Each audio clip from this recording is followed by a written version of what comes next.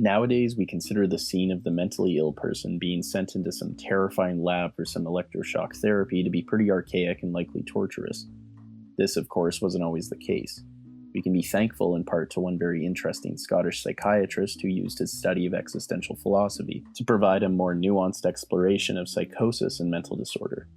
Born in Glasgow, Artie Lang was born as the son of two incredibly demanding parents who would not allow him to leave his house alone or play with other kids until he was in middle childhood.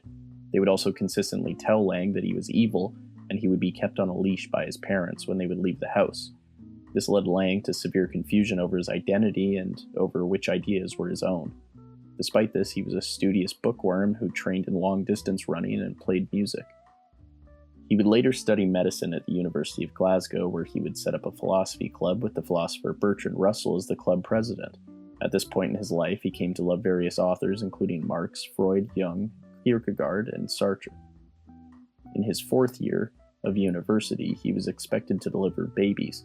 He recounts his experience, describing the baby he delivered as gray, slimy, cold, a large human frog, an anencephalic monster, no neck, no head, with eyes, nose, froggy mouth, long arms. Lang wrapped the baby in the newspaper and walked the streets with it for hours. He then grabbed a beer at a pub and placed the baby on the bar. Suddenly, the desire to unwrap it, hold it up for all to see, a ghastly Gorgon's head, to turn the world to stone. Lang would show up drunk to a university function and, likely due to some comments he made to the staff at this event, would later find that he had been failed on every subject.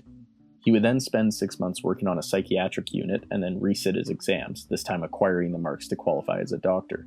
At the neuropsychiatric department of the University of Basel, Lang worked with Karl Jaspers, a psychiatrist and philosopher who would come to have a lasting impact on epistemology, political theory, and existentialism. Jasper was influential in how he studied his patients with such detail, asking them how they felt about their own symptoms and developing biographical records during their stay. While working in a psychiatric hospital, Lang noted that the doctors would use insulin to induce comas in patients. This was done in the idea that the patients would be freed from their inhibitions and allow the patients to be reborn by taking them to the edge of life. Lang also noticed the use of electroconvulsive therapy, along with the insulin comas, left patients severely damaged in their ability to remember and think. Lang came to know one patient, John, who appeared to have retreated into madness. John would justify his madness to Lang, arguing that it makes far more sense to be crazy than to return to a world where he could not satisfy every one of his fundamental desires. Lang could not develop a sufficient answer. He began to wonder whether it was the individual or the world that was mad. Lang also began to doubt the institutions in which he worked. My present work does not concern treating these people, and in fact I am convinced that the only treatment is prevention. There are numerous statistical surveys which make it pretty clear that poor, insecure economic conditions, unhappy home life, low education standard associated with under-average intelligence, and a number of other factors are almost constantly present in those people who commit crimes at an early age.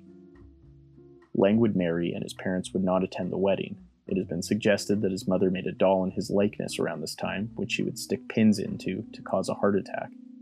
At another hospital, Lang requested to start an experiment with 12 women with schizophrenia. He set up a rumpus room for them to socialize and, despite poor reception by the hospital, noticed that their spirits had been lifted due to finally being given basic human dignity. He also noticed that the nurses, when trained to treat the patients with respect and not wear their usual uniforms, greatly improved the behavior of the patients. Our experiment has shown, we think, that the barrier between patient and staff is not erected solely by the patient, but is a mutual construction. The removal of this barrier is a mutual activity. In 1957, Lang wrote The Divided Self, although this was turned down by many publishers. Even when it was published, it barely sold any copies. The book itself is an inquiry into what madness really is, as well as a criticism of clinical practices. The central concept of the book surrounded ontological insecurity. An ontologically secure person will encounter the hazards of life from a centrally firm sense of his own and other people's reality and identity. According to one's interpretation of this concept, an ontologically insecure person suffers a fundamental insecurity of being, an insecurity that pervades all of his existence. He is thereby forced into a continuous struggle to maintain a sense of his own being, the individual's total self. The embodied self, faced with the disadvantageous conditions, may be split into two parts, a disembodied inner self felt by the person to be the real part of himself, and a false self, embodied but dead and futile, which puts up a front of conformity to the world. This is most evident in his case of the 17-year-old Julie, who came from a seemingly loving family and nonetheless suffered from chronic schizophrenia. Julia believed that her mother was trying to kill her and that she was born under a black sun, but less born and more crushed out of the sun. Lang argued that she was expressing herself poetically, arguing that she was describing the fact that the mother had crushed her out rather than gave birth to her, meaning that Julie was simultaneously wanted and not wanted. He would also experiment with LSD after reading Huxley's The Doors of Perception. On a level of academic interest, Huxley argued that the schizophrenic and one who dabbles in hallucinogens both share similar experiences, although the schizophrenic has no sense of knowing when they will return to normalcy. On a personal note, Lang believed that taking the drug would allow him to re-experience the joys of childhood. Lang was given consent by the government to use LSD to treat his patients. Some found the drug to be liberating, and he would argue that a 6-hour session was more beneficial than years of psychoanalysis. However, he also noted that some sessions were far too intense for the patient and could lead to adverse effects.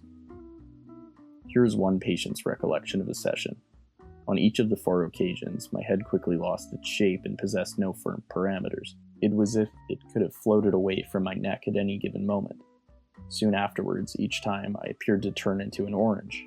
Particularly distressing was the sensation of a hidden hand attempting to peel my skin. Lang also became outspoken in his denouncement of shock therapy at this time, providing research that would radically shift the common practices. He would also publish an article entitled "What is Schizophrenia?" in which he confesses that "I do not myself believe that there is any such condition as schizophrenia, yet the label as a social fact is a political event." Lang would then divorce his wife, largely due to affairs. One of his mistresses would admit that Ronnie was brilliant, a complete original, but he desperately overdid the drugs and drink. He would be lying on the floor, paralytic, but talking non-stop and making perfect sense.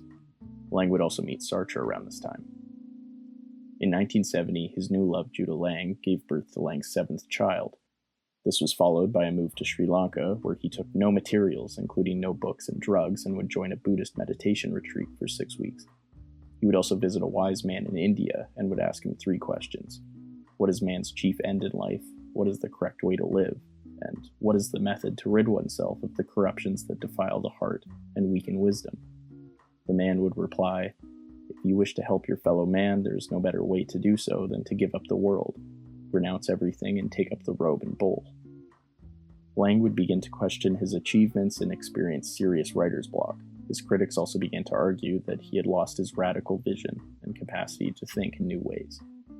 Lang would organize his own rebirthing sessions with hundreds of participants. He recalls that the event involved birth-like experiences, yelling, groaning, screaming, writhing, contorting, biting, contending, in which a lot of physical handling might ensure and a lot of energy was released and redistributed. Lang developed his reputation as an aggressive alcoholic and continued to have many affairs throughout the 1980s. He was also arrested for possession of cannabis resin in 1986. That same year, his mother passed away and Lang would weep, claiming that he wished he had hurt her more. He was also kicked from practicing when a client stated that Lang had been extremely drunk in a session. From 1988 to 1989, Lang would give up alcohol, have his 10th child born, and would play tennis. During one vigorous game, he suffered a heart attack and passed away. Artie Lang assuredly saved many from the archaic practices of the past. His sharp wit, deep interest in understanding madness, and capacity to think outside of the box should never be forgotten. However, equally, Lang was an abusive alcoholic who slept around frequently and failed to apply his very own teachings to his family. Notably, it was his daughter Susan, who passed away due to cancer, that finished a 1974 interview with the memorable quote, "He can solve everybody else's problems, but not our own."